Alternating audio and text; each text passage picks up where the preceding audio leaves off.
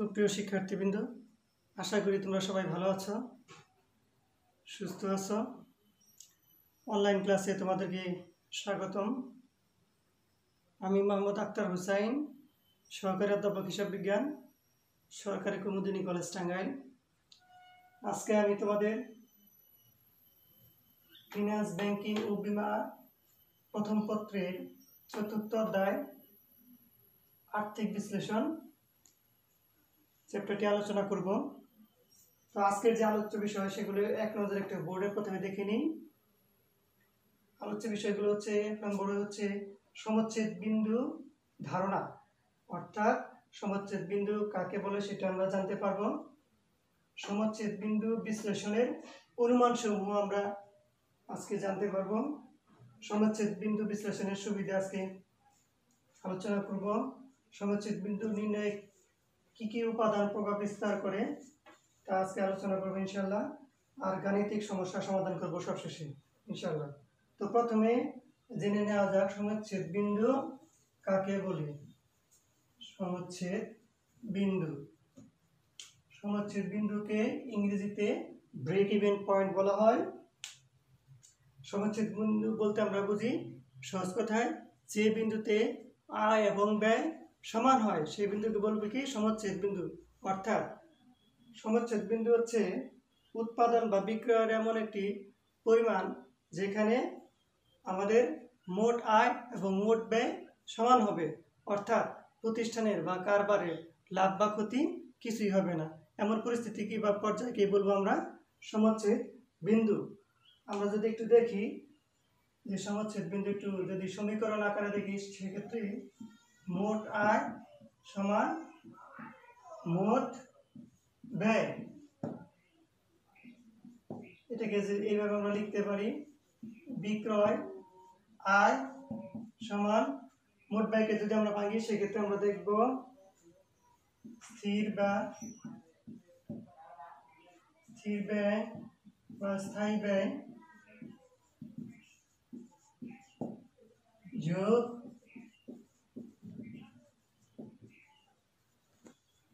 পরিবর্তনশীল ব্যয়।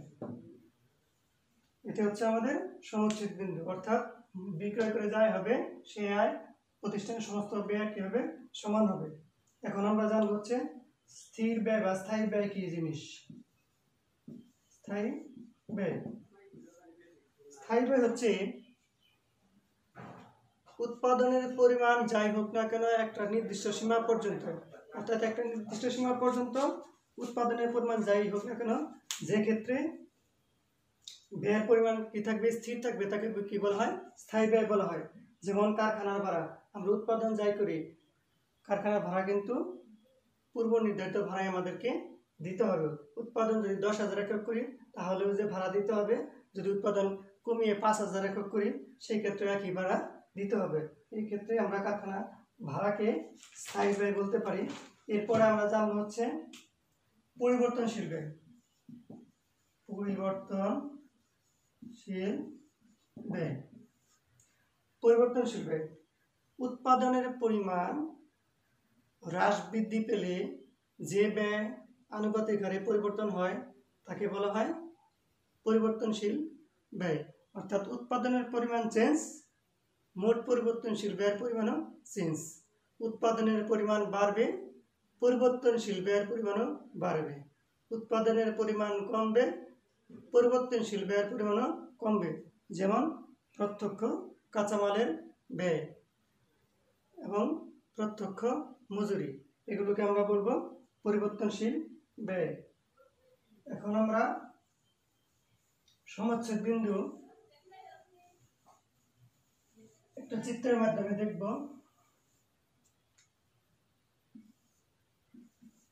এটা হচ্ছে আমাদের ওয়াই অক্ষ, এটা হচ্ছে এক্স অক্ষ, এদিকে হচ্ছে আমাদের উৎপাদন একক,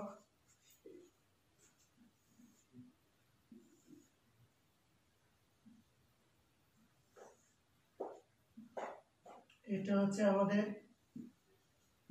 বিক্রয় আয় রেখা, এটা মোট ব্যয় রেখা, এটা আমাদের বিক্রয় আয় রেখা, এটা হচ্ছে মোট ব্যয় রেখা, এটা হচ্ছে স্থির ব্যয় রেখা,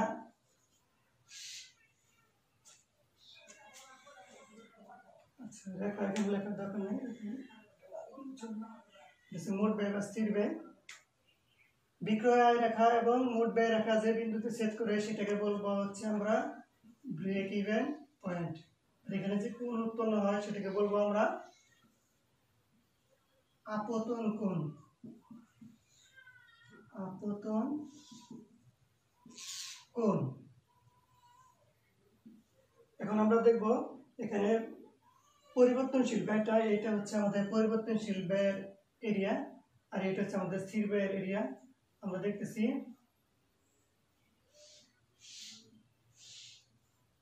উৎপাদনের পরিমাণ যখন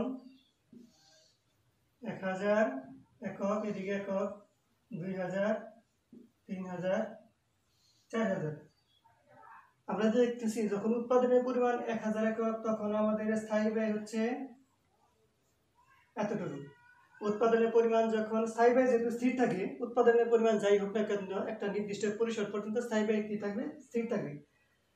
যখন আমরা 1000 একক উৎপাদন করলাম তখন আমাদের স্থির ব্যয় এতটুকু। আবার যখন 2000 ব্যয় উৎপাদন করলাম তখন স্থির ব্যয় এতটুকু। 3000 একক যখন উৎপাদন করলাম তখন উৎপাদনের পরিমাণ আমাদের এতটুকু, অর্থাৎ স্থায়ী ব্যয়ের পরিমাণ এতটুকু।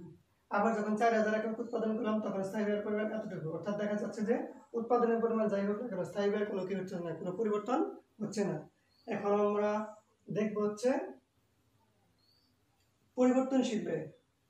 তো আমরা যখন 1000 একক উৎপাদন করলাম তখন আমাদের পরিবর্তনশীল ব্যয় ছিল এতটুকু। এরপরে যখন উৎপাদন একক বৃদ্ধি পেয়ে 2000 হলো তখন আমাদের পরিবর্তনশীল ব্যয় বেড়ে এতটুকু হলো। আবার যখন আমরা উৎপাদন করলাম 3000 একক তখন আমাদের ব্যয় হলো এতটুকু। আবার যখন 4000 একক আমরা উৎপাদন করব তখন পরিবর্তনশীল ব্যয় বেড়ে হবে এতটুকু। অর্থাৎ উৎপাদনের পরিমাণ যখন বাড়বে তখন পরিবর্তনশীল ব্যয় আস্তে আস্তে আনুপাতিক হারে বাড়তে থাকবে, আর স্থির ব্যয়টা কি থাকবে, স্থির থাকবে। তাহলে আমরা চিত্রের মাধ্যমে দেখলাম যে সমচ্ছেদ বিন্দুটা কি, পরিবর্তনশীল ব্যয়টা কিভাবে পরিবর্তন হয়। এটা হচ্ছে পরিবর্তনশীল ব্যয়ের এরিয়া, লিখে দিলাম পরিবর্তনশীল ব্যয় এটা। এখন আমরা দেখব সমচ্ছেদ বিন্দু বিশ্লেষণের অনুমান একটু দেখব যে সমচ্ছেদ বিন্দু বিশ্লেষণ করতে গেলে কি কি বিষয় আমাদের অনুমান করতে হয়। অনুমান সমূহ ব্রেক ইভেন পয়েন্ট মানে হচ্ছে সমচ্ছেদ বিন্দু। অনুমান সমূহ আমরা দেখব। 1 নম্বর অনুমান, যে সমস্ত ব্যয়কে দুইটা ভাগে ভাগ করব, একটা হচ্ছে আমাদের স্থির ব্যয়, একটা হচ্ছে পরিবর্তনশীল ব্যয়।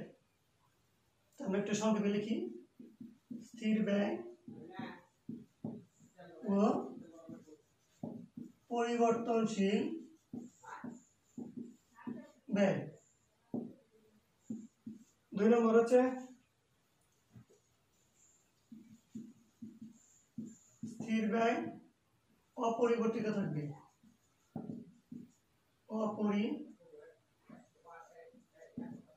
স্থির ব্যয় অপরিবর্তিত থাকবে। অর্থাৎ উৎপাদনের সকল স্তরে স্থির ব্যয় কি থাকবে, স্থির থাকবে। স্থির ব্যয়কে আমরা স্থায়ী ব্যয় বলি, অর্থাৎ স্থায়ী ব্যয় কি থাকবে, স্থির থাকবে। যেমন আমরা চিত্রে দেখেছিলাম যে যখন উৎপাদনের পরিমাণ 1000 একক ছিল যতটুকু ছিল স্থায়ী ব্যয়, আর উৎপাদনের পরিমাণ যখন 2000 একক ছিল তখন স্থায়ী ব্যয় অতটুকুই ছিল। আবার যখন বেড়ে উৎপাদন 3000 একক হলো তখন স্থায়ী ব্যয় একই হয়ে গেল, একই পরিমাণ থাকে। এরপরে 3 নম্বরটা হচ্ছে স্থায়ী ব্যয় যাই হোক না কেন একক প্রতি পরিবর্তনশীল ব্যয় অপরিবর্তিত থাকবে। একক প্রতি পরিবর্তনশীল ব্যয় অপরিবর্তিত থাকবে,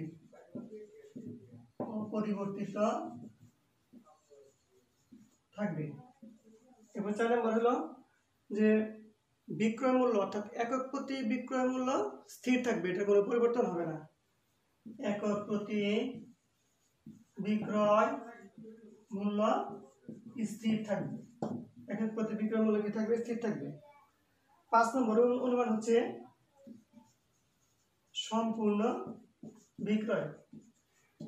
এই কথার মানে হচ্ছে যতটুকু পণ্য আমাদের উৎপাদিত হবে সমস্ত পণ্য বিক্রয় করা হবে, এটা অনুমান করা হয়।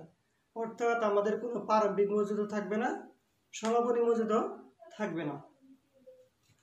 6 নম্বর হচ্ছে বিক্রয় এবং উৎপাদন পদ্ধতির কোনো পরিবর্তন হবে না। বিক্রয় ও উৎপাদন পদ্ধতির কোনো পরিবর্তন হবে না। 7 নম্বর হচ্ছে মূল্য স্তরের কোনো পরিবর্তন হবে না।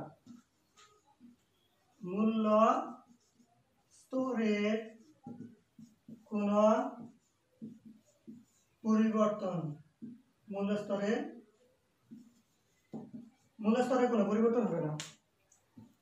এরপরে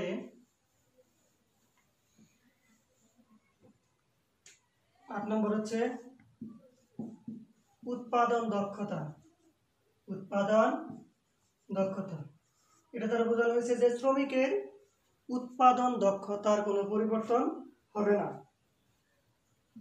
9 নম্বর হচ্ছে দ্রব্য মিশ্রণ। যদি একাধিক দ্রব্য থাকে সেক্ষেত্রে দ্রব্যের যে মিশ্রণ থাকে সেটা পরিবর্তন হবে না।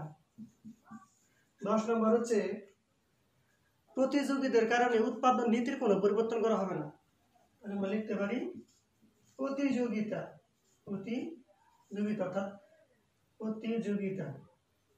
প্রতিযোগীদের কারণে উৎপাদন নীতির কোনো পরিবর্তন হবে না। এরকম 8 থেকে 10টি পয়েন্ট আমাদের অনুমান করা হয় যখন আমরা সমচ্ছেদ বিন্দু নির্ণয় করি। এখন আমরা শিখব সমচ্ছেদ বিন্দু নির্ণয়ের সুবিধাগুলো কি কি। সমচ্ছেদ বিন্দু নির্ণয়ের সুবিধা, এটা আমরা দেখব। সমচ্ছেদ বিন্দু নির্ণয়ের সুবিধা। 1 নম্বর সুবিধা হচ্ছে ব্যয় মুনাফা পরিমাণ। ব্যয় মুনাফা পরিমাণ সম্পর্ক, পারস্পরিক সম্পর্ক বিশ্লেষণ করা যায়। 2,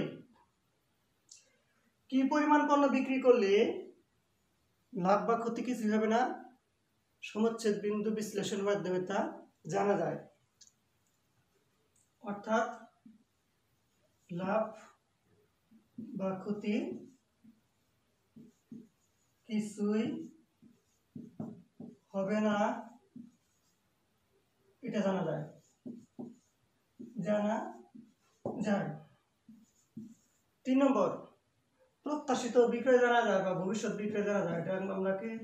এটাকে ভবিষ্যৎ বিক্রয় বা প্রত্যাশিত বিক্রয় বলতে পারি। প্রত্যাশিত বিক্রয় জানা যায় কেমন? যে ভবিষ্যতে একটি নির্দিষ্ট পরিমাণ মুনাফা অর্জন করতে চাই, সেক্ষেত্রে আমাকে বিক্রয়ের পরিমাণ কত হবে অথবা কত একক বিক্রয় করলে আমরা একটা টার্গেট প্রফিট অর্জন করতে পারবো, সেটা আমরা সমচ্ছেদ বিন্দুর মাধ্যমে জানতে পারবো। 4 নম্বর লাভজনক দ্রব্য বাছাই। যে আমাদের প্রতিষ্ঠানে যদি একাধিক পণ্য থাকে সেক্ষেত্রে কোন পণ্যটি অধিক লাভজনক সেটা আমরা কি করতে পারবো? নির্ণয় করতে পারবো। 5 নম্বর হচ্ছে পণ্যের সঠিক মূল্য নির্ধারণ, অর্থাৎ বিক্রয় মূল্য নির্ধারণ। পণ্যের সঠিক বিক্রয় মূল্য নির্ধারণ।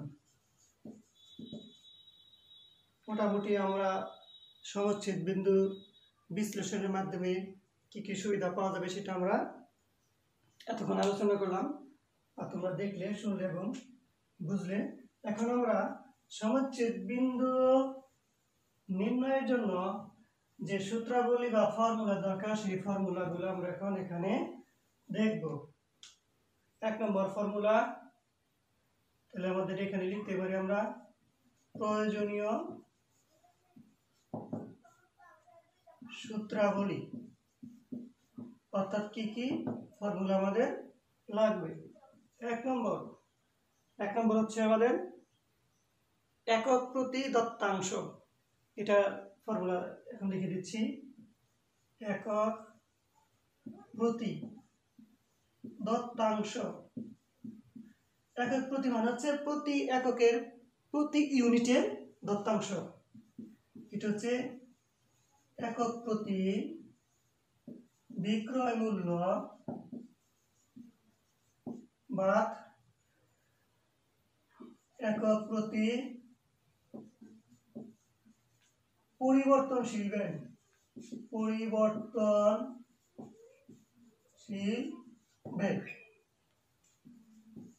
একক প্রতি দত্তাংশ হচ্ছে প্রতি একক পণ্যের বিক্রয় মূল্য থেকে প্রতি একক পণ্যের পরিবর্তনশীল যে ব্যয়টা আছে সেটা আমরা বাদ দিব।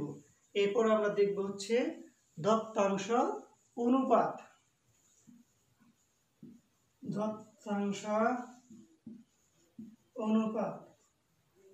দত্তাংশ অনুপাত হচ্ছে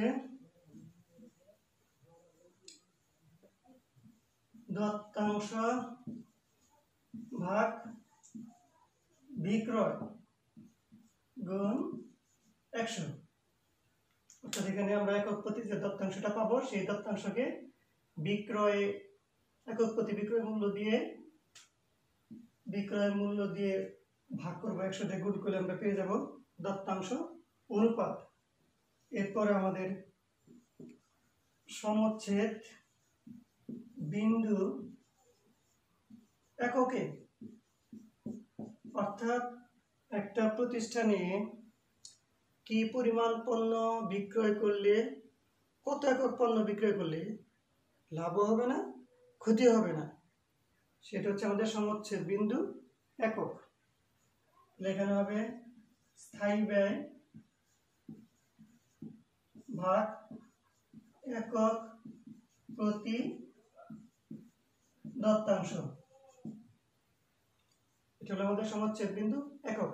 এরপর জানবো যে সমচ্ছেদ বিন্দু টাকা। অর্থাৎ কত টাকা বিক্রি করলে প্রতিষ্ঠানের লাভ বা ক্ষতি কিছুই হবে না।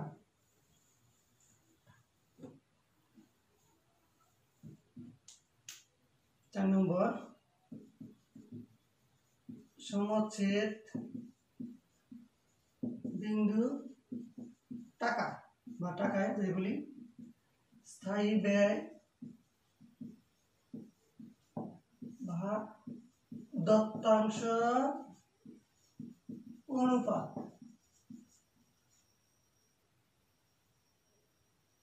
এটা দিয়ে করা যায় অথবা আরেকভাবে করা যায় সমচ্ছেদ বিন্দু সমান সমচ্ছেদ বিন্দু একক গুণ একক প্রতি বিক্রয় মূল্য।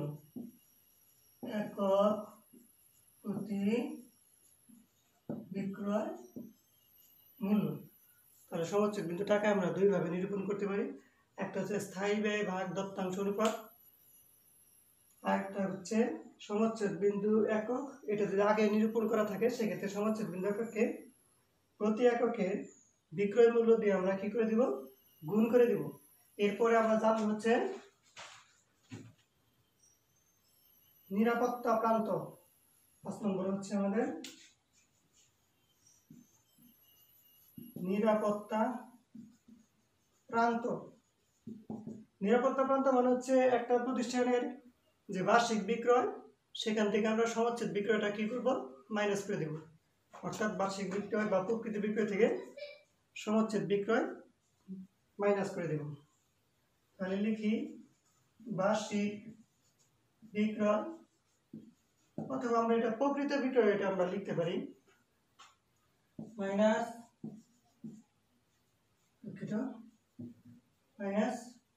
সমচ্ছেদ বিক্রয়। এটা হচ্ছে আমাদের নিরাপত্তা প্রান্ত। 6 নম্বর হচ্ছে নিরাপত্তা প্রান্ত অনুপাত। এটা হচ্ছে নিরাপত্তা প্রান্ত ভাগ বার্ষিক বিক্রয় বা প্রকৃত বিক্রয় গুণ 100। এটা হচ্ছে আমাদের নিরাপত্তা প্রান্ত অনুপাত।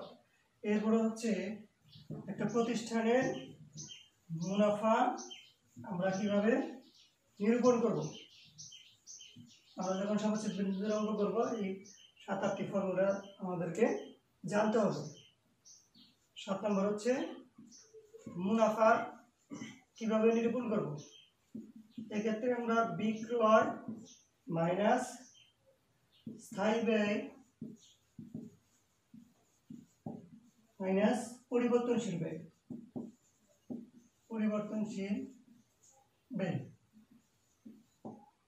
আমাদের যদি সমচ্ছেদ বিন্দু থেকে বিক্রয়ের পরিমাণ বেশি হয় তখন অবশ্যই আমাদের কি হবে, মুনাফা হবে। সেক্ষেত্রে আমরা এই ফর্মুলাটাকে ব্যবহার করে মুনাফার পরিমাণ জানতে পারবো।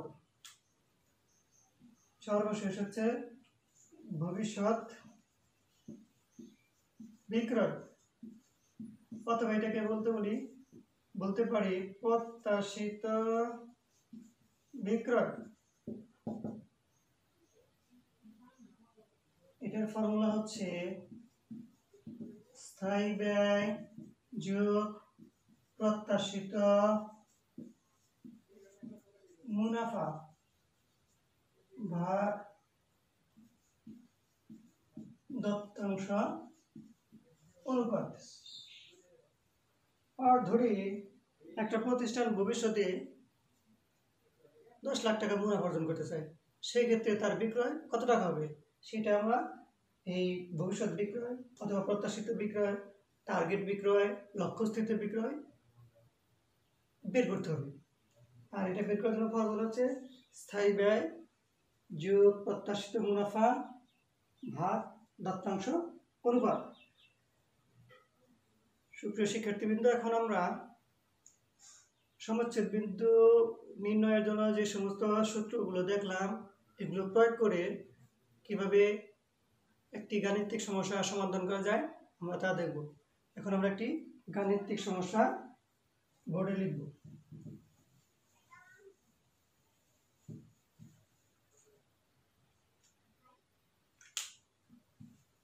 ধরি যমুনা লিমিটেডের বিক্রয় ও ব্যয় সংক্রান্ত তথ্যাবলী নিম্নরূপ। আমরা ধরি যমুনা লিমিটেড,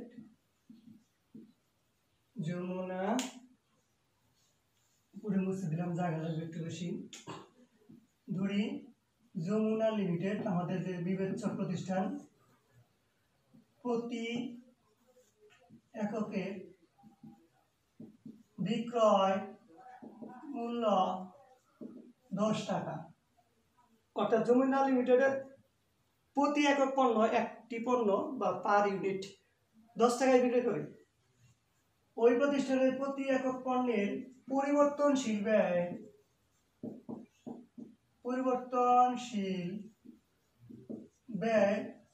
ধরি 6 টাকা। ওই প্রতিষ্ঠানের স্থায়ী ব্যয় 20,000 টাকা। আর প্রতিষ্ঠানের এই বছরে বিক্রয় বা বার্ষিক বিক্রয় 1 লক্ষ টাকা। 1 লক্ষ টাকা 10,000 একক, ব্র্যাকেটে 10,000 একক 10 টাকা করে এই বছর 1 লক্ষ টাকা বিক্রয় করা হয়েছে। এখন আমরা যে ফর্মুলাগুলো একটু আগে তোমাদেরকে দেখানো হয়েছে সেই ফর্মুলা অ্যাপ্লাই করে আমরা প্রতিটি ফর্মুলার গাণিতিক মান এই সৃজনশীল প্রশ্ন থেকে বের করব। আমাদের 1 নম্বরে ছিল একক প্রতি দত্তাংশ। আমি একটু সংক্ষেপে লিখলাম দত্তাংশ, দ্যাট ইজ এটা একক প্রতি দত্তাংশ। এটা ছিল একক প্রতি বিক্রয় মূল্য বাদ একক প্রতি পরিবর্তনশীল ব্যয়। সংক্ষেপে লিখলাম পরিবর্তনশীল ব্যয়। এক্ষেত্রে আমাদের একক প্রতি বিক্রয় মূল্য ছিল 10 টাকা একক প্রতি পরিবর্তনশীল ব্যয় ছিল 6 টাকা, তাহলে দত্তাংশ হবে আমাদের 4 টাকা। 2 নম্বর ছিল দত্তাংশ অনুপাত। দত্তাংশ অনুপাত ছিল আমাদের, দত্তাংশ অনুপাত ছিল ফর্মুলা দত্তাংশ ভাগ বিক্রয় মূল্য গুণ 100। দত্তাংশ মানে হচ্ছে একক প্রতি দত্তাংশ, বিক্রয় মূল্য একক প্রতি বিক্রয় মূল্য। তাহলে এখানে আমরা যদি দত্তাংশ ছিল 4 টাকা একটির জন্য, আর একটির বিক্রয় মূল্য ছিল 10 টাকা, গুণন ছিল আমাদের 100, এক্ষেত্রে আমাদের হচ্ছে 40%। এরপরে 3 নম্বর ফর্মুলা ছিল যে সমচ্ছেদ বিন্দু একক, অর্থাৎ কত একক পণ্য বিক্রয় করলে যমুনা লিমিটেডে লাভ হবে না ক্ষতি হবে না, এটা আমরা এখন বের করব। সমচ্ছেদ বিন্দু এককে বের করবো এখন আমরা। 3 নম্বর হচ্ছে সমচ্ছেদ বিন্দু একক। এটা ছিল আমাদের স্থায়ী ব্যয় ভাগ একক প্রতি দত্তাংশ, একক প্রতি দত্তাংশ। তাহলে এখন আমরা লক্ষ্য করি উদ্দীপকে আমাদের স্থায়ী ব্যয় দেওয়া আছে 20,000 টাকা, আর একক প্রতি দত্তাংশ আমরা বের করেছিলাম 4 টাকা। তাহলে আমাদের উত্তর আসে 5,000 একক। অর্থাৎ যমুনা লিমিটেড যদি 5,000 একক পণ্য বিক্রয় করতে পারে তাহলে তাদের লাভ হবে না ক্ষতি হবে না। এখন আমরা 4 নম্বর ফর্মুলা দেখব, সমচ্ছেদ বিন্দু টাকা। সমচ্ছেদ বিন্দু টাকার ক্ষেত্রে আমরা দুইটি ফর্মুলা ছিল সমচ্ছেদ বিন্দু টাকা নিরূপণের জন্য। যেহেতু এখানে একক দেওয়া আছে সেক্ষেত্রে আমরা লিখতে পারি সমচ্ছেদ বিন্দু একক গুণন একক প্রতি বিক্রয় মূল্য। বিক্রয় মূল্য এক্ষেত্রে সমচ্ছেদ বিন্দু একক হচ্ছে 5,000 একক, গুণন একক প্রতি বিক্রয় মূল্য ছিল আমাদের 10 টাকা, 50,000 টাকা। অর্থাৎ যমুনা লিমিটেড যদি 50,000 টাকা বিক্রি করে সেক্ষেত্রে তাদের কোনো লাভ হবে না কোনো ক্ষতিও হবে না। এখন সমচ্ছেদ বিন্দু টাকা নিরূপণের যার একটা বিকল্প ফর্মুলা ছিল সেটা যদি আমরা অ্যাপ্লাই করি সেক্ষেত্রে দেখতে পাবো ওটা কি ছিল, স্থায়ী ব্যয় ভাগ দত্তাংশ অনুপাত। দত্তাংশ অনুপাত আমরা যদি এখন এটা মুছে দিয়ে মানটা বসাই তাহলে এখানে স্থায়ী ব্যয় ছিল 20,000, দত্তাংশ অনুপাত ছিল 40%, হলে হবে 50,000 টাকা। এরপরে এখন আমরা দেখব নিরাপত্তা প্রান্ত। আশা করি তোমরা সহজেই বুঝতেছ, ফর্মুলাগুলো একটু মনে রাখতে হবে। নিরাপত্তা প্রান্ত 5 নম্বরে ছিল আমাদের নিরাপত্তা প্রান্ত। এটা ছিল বার্ষিক বিক্রয় বা সমচ্ছেদ বিক্রয়। সমচ্ছেদ বিক্রয় বার্ষিক বিক্রয় আমাদের উদ্দীপকে দেওয়া ছিল 1 লক্ষ টাকা, আর সমচ্ছেদ বিক্রয় ছিল 50,000 টাকা। তাহলে আমাদের নিরাপত্তা প্রান্ত হচ্ছে 50,000 টাকা। নেক্সট ছিল আমাদের নিরাপত্তা প্রান্ত, নিরাপত্তা প্রান্ত অনুপাত। নিরাপত্তা প্রান্ত অনুপাত ছিল নিরাপত্তা প্রান্ত ভাগ বার্ষিক বিক্রয় গুণন 100। নিরাপত্তা প্রান্ত ভাগ বার্ষিক বিক্রয় গুণন কত ছিল, 100 ছিল। তাহলে আমাদের নিরাপত্তা প্রান্ত হচ্ছে 50,000 টাকা, এখানে আমরা নিরূপণ করেছি। আর বিক্রয় আছে আমাদের 1 লক্ষ টাকা, গুণন 100 সমান 50%। এরপর আমরা এখন দেখব মুনাফা কিভাবে নিরূপণ করব। যে প্রতিষ্ঠানে 1 লক্ষ টাকা বিক্রয় করেছে এদের মুনাফার পরিমাণ কত। 7 নম্বর, মুনাফা ছিল বিক্রয় মাইনাস স্থায়ী ব্যয় মাইনাস পরিবর্তনশীল ব্যয়।